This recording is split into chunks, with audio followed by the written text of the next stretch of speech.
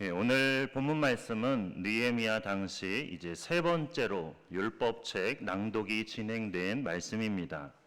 우리가 전에 함께 나눈 것처럼 처음 말씀이 낭독되었을 때는 모든 백성이 함께 기뻐하며 음식을 나눴습니다. 그때는 이제 새해의 시작을 알리는 그런 축제인 나팔절이어서 그렇게 함께 음식을 나누며 함께 기뻐했던 것입니다. 그리고 두 번째 말씀이 낭독되었을 때는 우리가 지난주에 함께 나눈 것처럼 모두가 자발적으로 하나님의 말씀에 따라서 초막절을 지켰습니다. 그래서 출애굽 이후에 시작된 40년의 광야 생활 동안에 하나님께서 어떻게 그들을 보호해 주셨고 또 인도해 주셨는지 그 은혜와 사랑을 기억하며 기념하는 그런 축제를 보낸 것입니다. 그래서 이 초막절 절기에는 근신하고 회개하는 것이 적절하지가 않았습니다. 왜냐하면 초막절 절기는 하나님의 은혜를 기억하며 감사하는 그런 절기였기 때문에 백성들은 율법이 지시하는 대로 마음껏 기뻐하면서 하나님께 감사하면서 그렇게 초막절 절기 축제를 보냈습니다. 하지만 그들의 마음에는 그런 기쁨과 또 은혜로 아직 해결되지 않는 부분이 있었습니다. 사실 그들은 처음 말씀이 낭독되었을 때도 그렇고 또 두 번째로 말씀이 낭독되었을 때도 그렇고 항상 그들 안에 슬픔과 회개의 마음이 있었습니다. 하나님의 말씀을 들으면서 자신들이 얼마나 죄인인지를 깨닫게 되었고 그런 죄 때문에 슬픔과 회개의 마음이 간절했던 것입니다.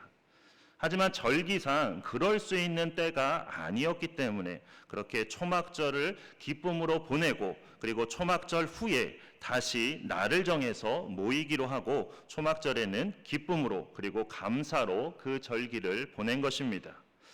자, 이렇게 다시 모이기로 한 백성들은 이제 초막절 절기가 끝나고 나서 3일 후인 7월 24일에 약속한 대로 한자리에 다시 모였습니다. 그리고 이번에는 온전히 회개만을 위해서 모였습니다. 그러니까 어떤 절기를 지키기 위해서 모인 것이 아니라 이제는 우리가 정말로 하나님 앞에 회개해야 될 때이다. 이런 마음들을 갖고 온 백성이 한자리에 모이게 된 것입니다.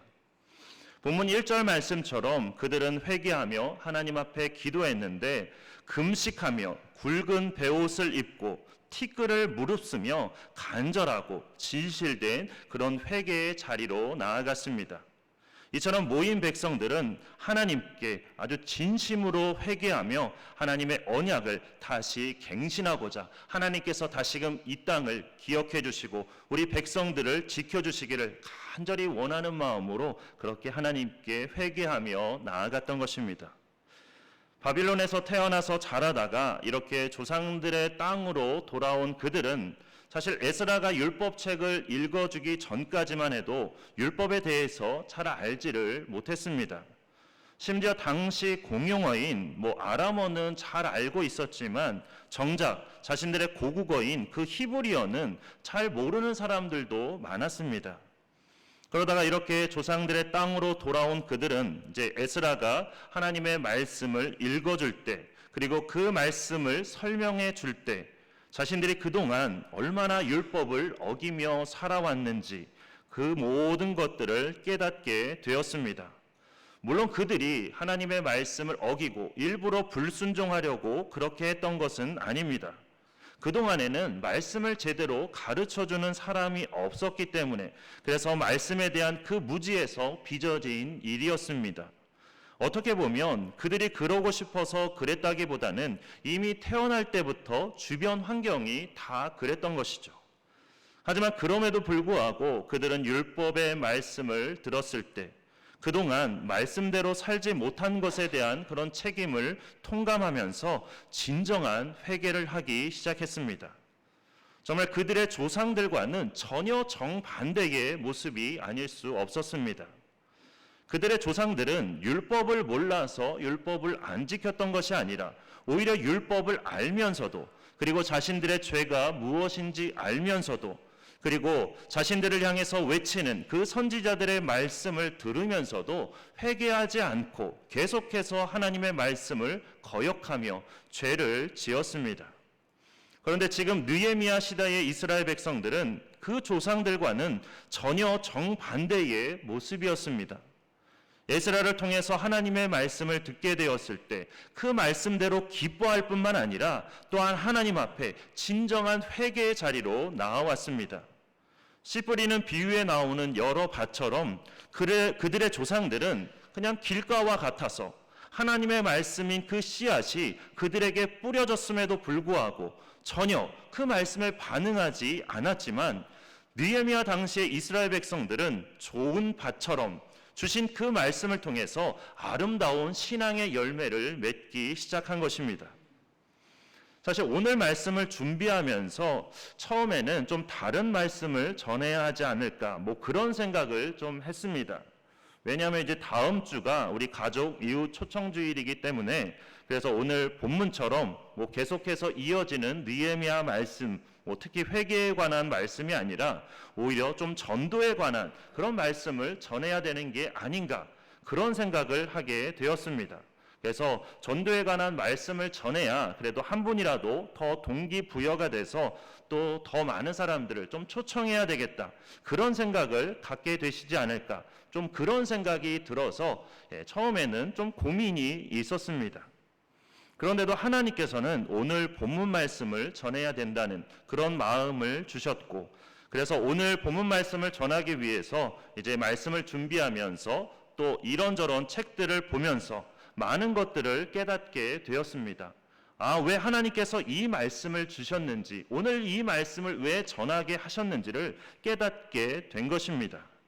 그러니까 말씀을 준비할 때 성경책도 읽지만 그것 외에도 이런저런 다른 여러 책들도 보고, 또 다른 유명한 목사님들에게서 같은 본문으로 하신 그 설교 말씀도 들어보고 하는데, 그 모든 말씀들의 공통점 중에 하나가 뭐였냐면, 진정한 회복과 부흥은 진정한 회개에서부터 시작된다는 말씀이었습니다.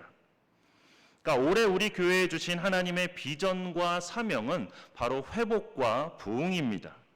그런데 진정한 회복은 하나님께서 주신 말씀의 기준에 따라서 우리가 어디에서부터 잘못되었는지, 그리고 어떻게 변질되기 시작했는지, 그리고 어느 부분부터 우리가 무너지기 시작했는지 하나하나 그 모든 것들을 더듬어 보면서 그렇게 회개하는 것으로부터 부흥과 회복이 시작된다는 것입니다. 그래서 이러한 회개가 없이는, 이러한 회개의 과정을 거치지 않고는 절대로 새로운 역사가 만들어질 수 없다는 것입니다. 물론 회개라는 문으로 들어가기를 즐거워하는 사람은 없습니다. 누가 나의 잘못을 고백하고 인정하는 걸 좋아하겠습니까? 그러나 이러한 회개의 문을 우리가 통과하지 않고는 새로운 삶으로 나아갈 수도 없고, 우리 교회가 새로워질 수도 없고, 우리 가운데 새로운 역사가 이루어질 수도 없는 것입니다. 회복뿐만 아니라 부흥도 마찬가지입니다. 우리는 부흥이라고 할 때 교회에 사람들이 많아지는 것, 그것을 부흥이라고 생각합니다. 물론 그것도 부흥이기는 하지만 어떻게 보면 그것은 그냥 반쪽짜리 부흥에 불과할 뿐입니다. 아무리 사람이 많다 한들 그 안에 진정한 하나님의 사람이 없다면 그건 부흥이 아니기 때문입니다. 그래서 부흥이란 단순히 사람이 많아지는 게 아니라 하나님께로 돌아서는 것, 회개를 통해서 하나님으로부터 멀어졌던 그 삶을 다시 하나님께로 돌이키는 것, 그래서 한 사람이라도 더 하나님의 말씀으로 거듭나는 것, 이게 바로 진정한 부흥입니다. 그렇기 때문에 진정한 회개가 진정한 부흥의 밑거름이 되는 것입니다. 교회의 역사 가운데 있었던 그런 많은 부흥도 다 마찬가지고, 우리나라에서 1907년에 있었던 평양 대부흥운동도 다 마찬가지였습니다. 이 평양 대부흥운동 전에 이제 1903년에 먼저 원산에서 원산 부흥운동이 있었습니다. 이 부흥운동의 주역은 지난번에도 한번 말씀드린 적이 있던 그 하디영 선교사님이었습니다. 이 하디 선교사님은 기도에 관한 강의를 이제 부탁을 받아서 강의를 준비하다가 그 가운데서 하나님의 놀라운 은혜를 체험하게 됐습니다. 그렇게 은혜를 체험하자 자신 안에 있던 모든 죄들, 특히나 여러 많은 교만한 마음과 또 인정차별 등에 관한 그런 모든 죄들을 다 깨닫게 되는 그런 은혜가 있었습니다. 그래서 기도회를 인도하면서 동료 선교사들 앞에 공개적으로 자신의 그 모든 죄들을 다 고백하며 통회했고, 이런 하디 선교사님들의 고백과 그 회개는 다른 선교사님들의 회개로 이어졌습니다. 뿐만 아니라 하디 선교사님은 사경회에 모인 많은 회중들에게도 공개적으로 자신의 그 모든 잘못들을 고백하며 회개했고, 이런 하디 선교사님의 고백과 회개가 이제 1907년에 있었던 그 평양 대부흥 운동의 원동력이 된 것입니다. 그리고 평양 대부흥 운동도 마찬가지로 평양 장대원 교회에서 열린 그 사경회에서 시작이 되었는데, 그 당시에는 아직 목사 안수를 받지 않았던 그 길선주 장로님이 먼저 회중들에게 자신의 잘못을 공개적으로 그렇게 고백하고 회개하면서 그 부흥이 시작이 되었습니다. 그 자리에서 길선주 장로님이 본인의 죄를 자복하기 시작했더니 여기저기서 죄의 고백과 회개가 터져나오는데, 정말 걷잡을 수 없는 성령의 역사가 일어나기 시작했습니다. 여러 날에 거쳐서 많은 사람들이 자신의 그 모든 부끄러운 그 모든 잘못까지도 다 낱낱이 고백하는 그런 회개의 역사가 일어났던 것입니다. 한 사람이 죄의 물고 회개의 물꼬를 트니까 성령이 강하게 임하면서 모든 사람이 그렇게 죄를 자백하기 시작한 것입니다.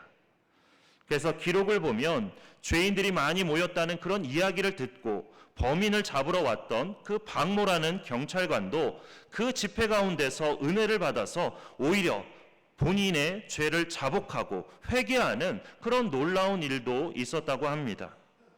그런 원산 부흥운동도 그렇고 평양 대부흥운동도 그렇고 결국에는 이처럼 회개에서부터 그 놀라운 부흥의 역사가 시작된 것입니다.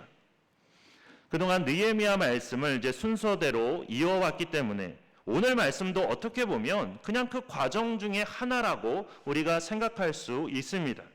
그러니까 하나님께서 우리에게 주시는 어떤 특별한 메시지라기보다는 그냥 일정에 따라서 주어진 말씀으로 볼 수 있다는 것이죠. 하지만 저는 그렇게 생각하지 않습니다. 사실 느헤미야 말씀을 나누면서 제가 깜짝깜짝 놀랄 때가 너무나 많았습니다. 왜 그러냐면 절기를 제외한 그 나머지 주일들은 항상 이 느헤미야 말씀을 이제 처음부터 계속해서 이어가고 있는데, 그런데 어떻게 그렇게 우리의 상황에 잘 맞고 꼭 필요한 말씀을 주시는지 그 말씀을 준비하면서 깜짝깜짝 놀랄 때가 너무나 많았습니다. 혹시 저만 그렇게 생각하는지는 모르겠지만 그래도 말씀을 준비하는 제가 또 이런 부분은 더 잘 알지 않을까요? 그리고 오늘 말씀도 마찬가지였습니다. 앞서 말씀드린 것처럼 가족 이웃 초청주의를 한 주 앞두고 전도에 관한 말씀이 아니라 이렇듯 느헤미야를 통해서 회개에 관한 말씀을 주셨는데, 이건 곧 원산 부흥운동이나 평양 대부흥운동처럼 우리 신리교회에도 하나님께서 진정한 회복과 부흥이 있기를 원하시기 때문에, 그리고 우리 교회를 통해서 이 지역을 복음화하는 하나님의 뜻과 계획이 이 가운데 있으시기 때문에 이렇게 진정한 회복과 부흥을 위해서 오늘 이 말씀을 우리에게 주셨다고 믿습니다. 그래서 말씀을 준비하면서 다시 한번 놀라게 된 것입니다. 우리 안에도 당시 이스라엘 백성들과 같은, 그리고 원산 부흥운동과 평양 대부흥운동과 같은 그런 진정한 회개의 역사가 우리 가운데 있기를 바라고 또 분명히 우리 가운데 있으리라 믿습니다. 그래서 앞서 말씀드린 것처럼 이런 회개가 있어야만 우리에게도 진정한 회복과 부흥의 역사가 시작이 되는 것입니다. 그런데 이런 회개를 위해서 우리가 잊지 말아야 될 것은, 진정한 회개는 그냥 가만히 있는데 갑자기 생겨나는 게 아니라는 겁니다. 오늘 본문에서도 보듯이 이스라엘 백성들이 그렇게 진정한 회개를 할 수 있었던 것은 말씀을 들으면서 그 말씀이라는 거울에 비친 자신들의 그 모습을 보았기 때문입니다.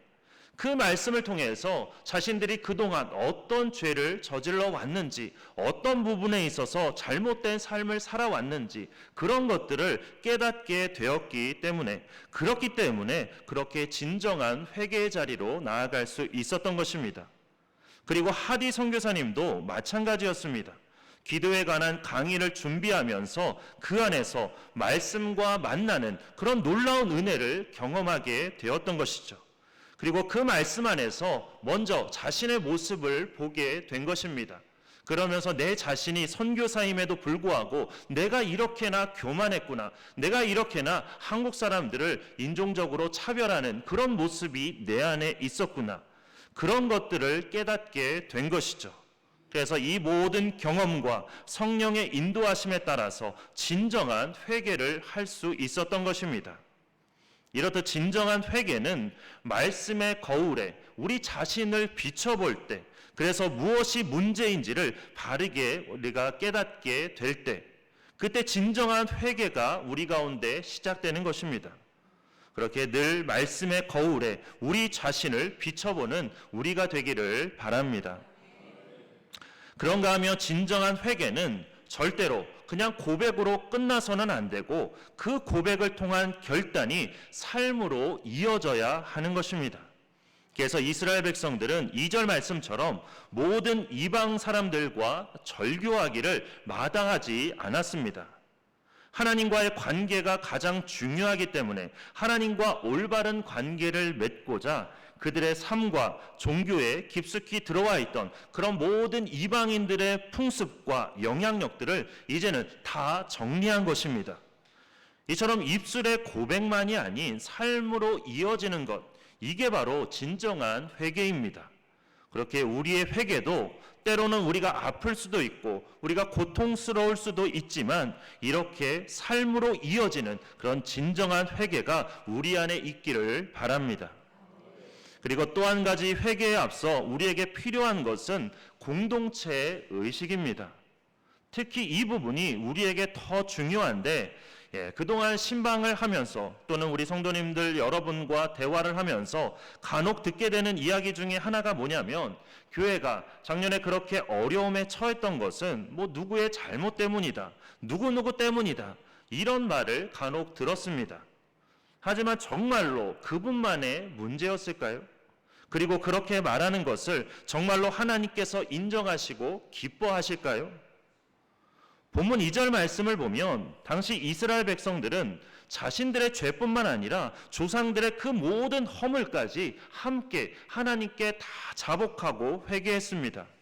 그러면서 7절부터는 하나님께서 이스라엘을 어떻게 하나님의 나라로, 하나님의 백성으로 삼으셨는지, 그리고 이스라엘을 위해서 출애굽을 비롯한 하나님께서 행하신 그 모든 놀라운 은혜의 역사들을 다 낱낱이 언급하면서 그럼에도 불구하고 하나님을 잘 섬기지 않고 결국 악을 행해서 다시 나라가 망하고 포로가 된 그 모든 조상들의 그 모든 잘못을 자신들이 진심으로 회개하며 자복하는 그런 모습이 오늘 말씀 안에 잘 기록이 되어 있습니다. 하나님께서 우리에게 원하시는 모습이 바로 이런 모습입니다. 아담과 하와처럼 서로를 탓하기만 하는 것이 아니라 조상들의 잘못이 마치 내 자신의 잘못인 것처럼, 형제 자매의 잘못이 내 잘못인 것처럼 하나님께 그 모든 허물까지도 우리가 다 자복하며 용서를 구하는 것, 이게 바로 하나님께서 우리에게 원하시는 모습이고 우리가 마땅히 회복해야 될 공동체의 의식입니다. 그래서 우리 안에 이러한 공동체 의식을 갖고 우리가 이웃을 위해서, 그리고 주님의 몸된 교회를 위해서 우리가 함께 회개하며 기도하는 우리가 되기를 바랍니다. 이스라엘 백성들은 회개를 할 때 그냥 회개를 한 것이 아니라 1절 말씀처럼 금식하며 굵은 베옷을 입고 티끌을 무릅쓰며 회개했습니다. 여기서 금식을 한다는 것은 자신의 모든 의지들을 이제 하나님 앞에 다 내려놓는다는 그런 의미입니다.